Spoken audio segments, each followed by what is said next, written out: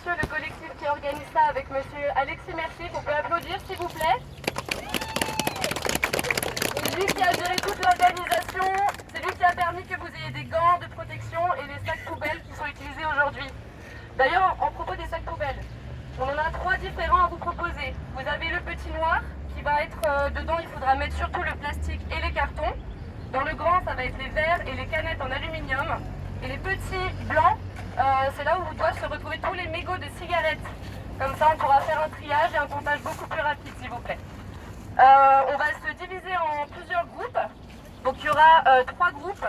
Un qui sera sur les quais de la Loire pour le nettoyage. Un autre qui sera sur l'hypercentre, donc en centre-ville du côté de Place Plumereau et des Halles. Et pour les plus motivés, il y a un groupe qui part au Sanitas. On a déjà des personnes sur place qui nous attendent pour le nettoyage. Donc on peut faire une division, je ne sais pas combien on est. Donc si on peut faire 3 groupes à peu près équitables, ce serait le top. Pour les personnes plus motivées, je suis avec les Sanitas. Alors Hypercentre c'est clair avec Alexis. Et les quais de la Loire, ce sera Chloé qui est juste là. Voilà.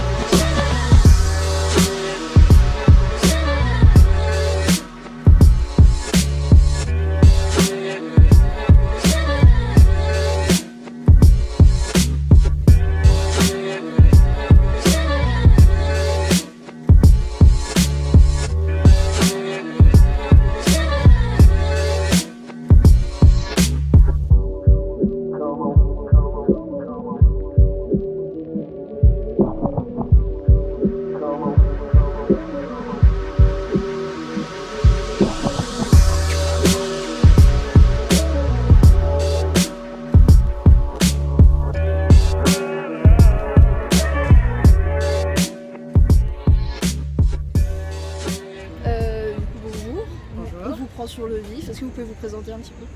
Je m'appelle Mathilde, j'ai 29 ans, je bosse à la Guinguette depuis, c'est ma 6e saison. Du coup les bords de l'Or, j'y vis depuis, je vis avec eux depuis 6 ans. Ouais.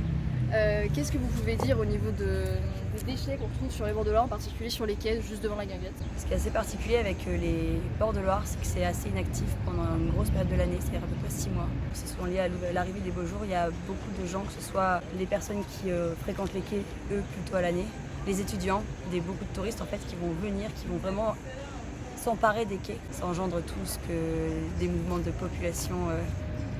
Est-ce que vous étiez là quand il y a eu la fête de la musique, puisque vous travaillez ce soir-là? Oui.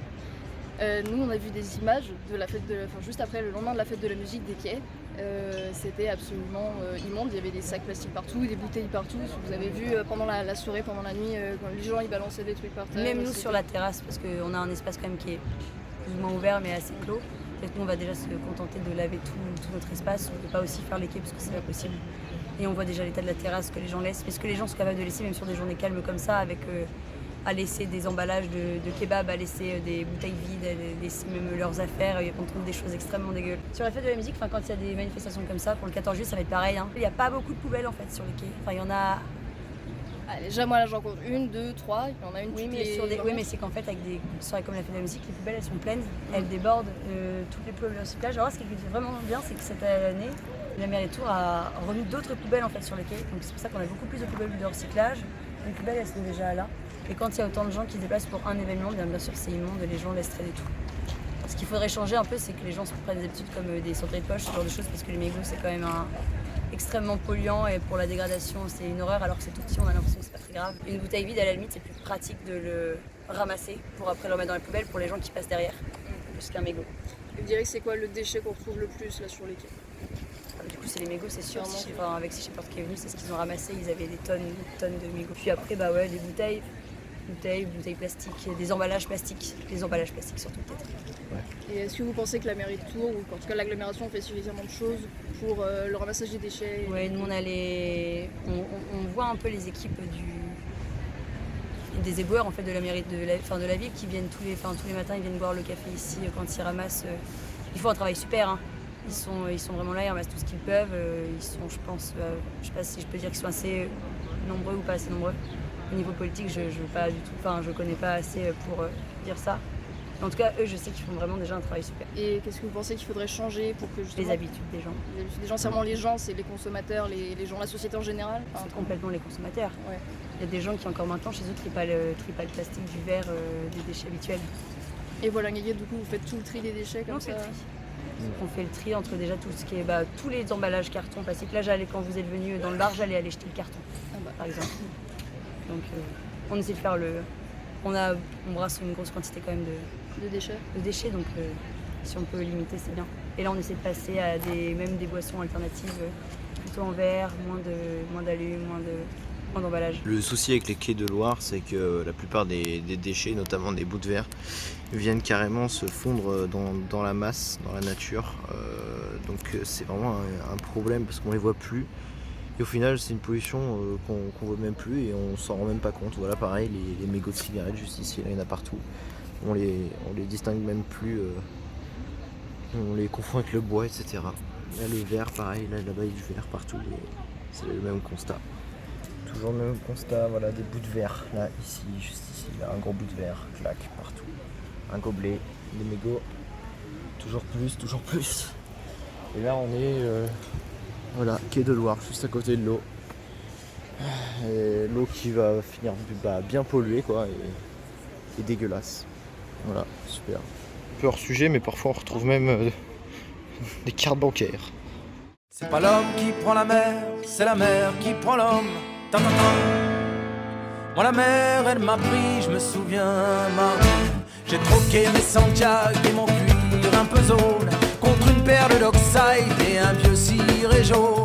J'ai déserté les crasses qui me disaient sois prudent. La mer c'est dégueulasse, les poissons baissent dedans. Dès que le vent soufflera, je repartira. Dès que les vents tourneront, nous nous en allerons.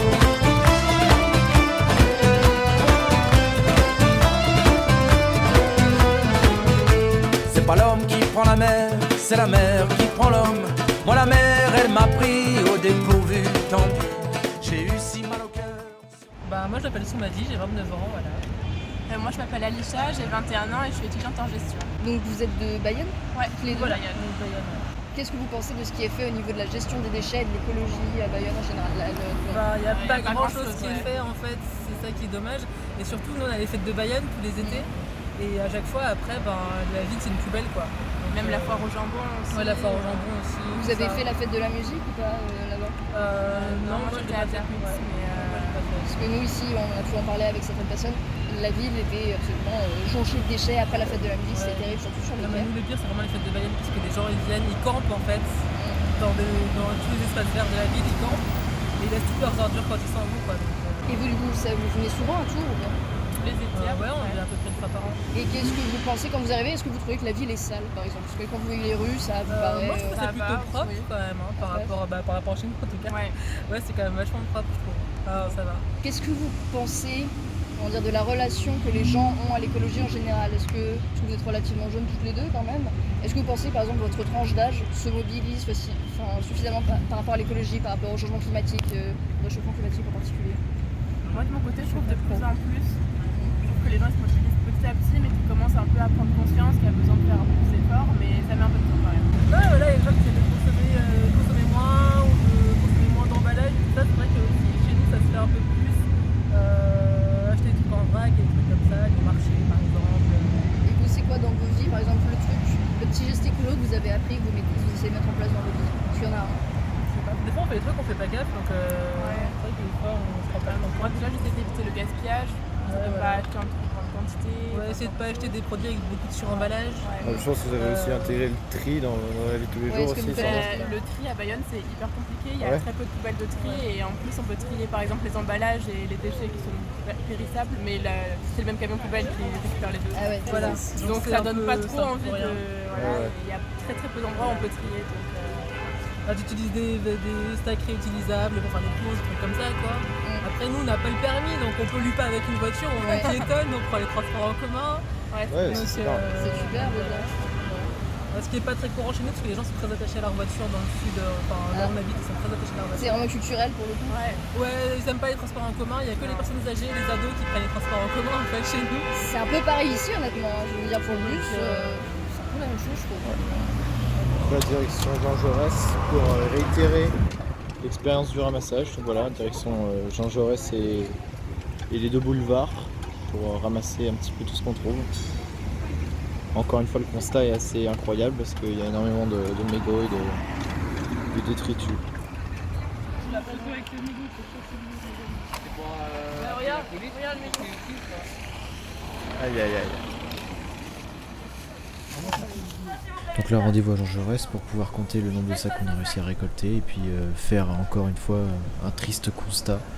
Donc voilà, plusieurs dizaines de sacs pleins à craquer, de verre, de mégots, de plastique, etc.